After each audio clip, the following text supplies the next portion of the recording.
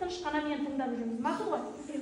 Ал енді мына тұста көріп тұрғандарыңыз бұл енді музейдің тарихы. Музей 1980 жылы Дінмұхамед Қонаев атамыздың тапсырмасымен ашылған. Содан бері міне жұмыс істеп келеді. Ал енді мына бөлмеде Ақын атамыздың тұрмыста пайдаланған дүниелері, өзі киген киімдері, жабылған көрпе жастығы барлығы осы бөлмеде тұр. Қазір артынан көріп аласыз.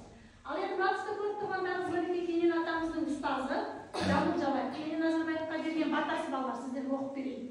Кенен дейді ғой елдің бәрі, қаладағы шулайды жаспен кәрі, төрт аяғы тек түсіп өлеңіңнің құлағымнан кетпейді салған әні.